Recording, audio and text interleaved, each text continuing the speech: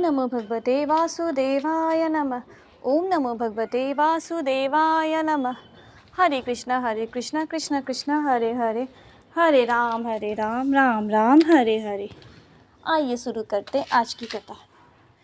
कार्तिक मास मातम का 26वां अध्याय। सूत जी कहते हैं कि भागीरथ के वंश में सूरदास नाम का एक राजा हुआ, जिसका पुत्र मित्रशंख था। मित्रशंख गुरु वशिष्ठ जी के श्राप से राक्षस हो गया, परंतु गंगा जल के प्रभाव से वह भी भगवान के परम पद को प्राप्त हुआ। ऋषि पूछने लगे कि हे सूत जी, गुरु वशिष्ठ ने किस कारण से श्राप दिया, सो आप कृपया करके ये कथा भी विस्तार पूर्वक कहिए। तब सूत जी कहने लगे कि हे ऋषियों, एक समय अति धर्मयज्ञ राजा सूरदास कुछ साथियों सहित शिकार खेलने के लिए वन में गया। वहाँ पर अनेक मृगों का शिकार किया। फिर भूख तथा प्यास से दुखित हो राजा नदी के तट पर आया।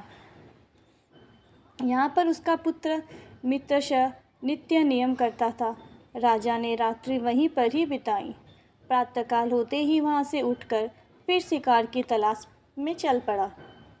कुछ दूर जाकर राजा ने देखा कि पर्वत की कंदरा में एक व्याघ्र और व्याघ्र मैथुन कर रहे हैं।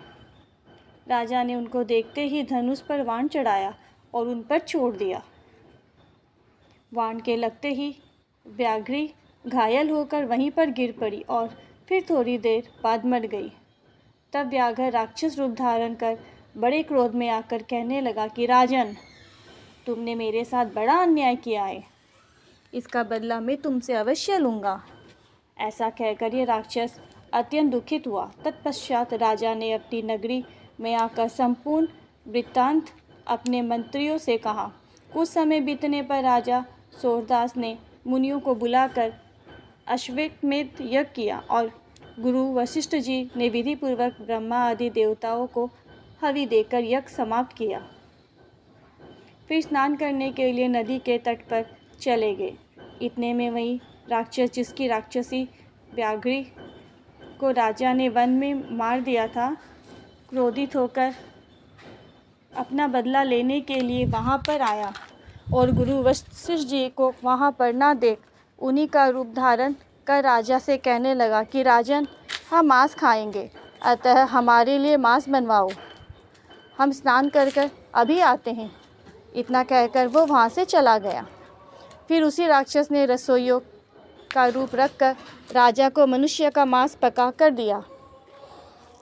जब वास्तविक रूप गुरु वशिष्ठ जी स्नान करके वापस आए तो राजा ने सोने के थाल में सजा हुआ मांस मिश्रित भोजन उनके आगे परोस दिया।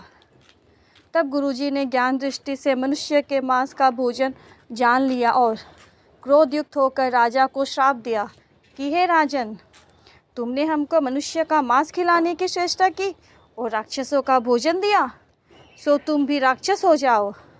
तब राजा ने कहा, हे गुरुदेव, आपकी आज्ञा से ही ऐसा भोजन बनवाया गया है। ये सुनकर वशिष्ठ जी ने ज्ञान दृष्टि से राक्षस द्वारा राजा के छले जाने का संपूर्ण वृत्तांत जानकर राजा को बताया। तब राजा ने भी क्रोधित होकर अंजलि में जल ले लिया और कहा कि आपने अकारण मुझको श्राप दिया है, इस कारण मैं भी आपको श्राप देता हूँ। जब राजा श्राप देने के लिए तैयार हुआ तो उसकी रानी दमयंती कहने लगी, आप क्षत्रिय के पुत्र हैं, क्रोध को त्याग देवे। जो भोग आपके भाग्य में लिखा है उसको भोगे। जो मनुष्य गुरु से अहंकार तुक्कार करता है वो वन में जाकर ब्रह्मा राक्षस होता है। स्त्री के वचनों को सुनकर राजा क्रोध त्याग कर विचारने लगा कि अब क्या करना चाहिए। फिर राजा ने उस जल को ज्यों ही अपने पैरों पर डाला त्यों ही उसके पैर काले पड़ गए। इसी कारण वो राजा कल्माशाप के नाम से विख्यात हुआ।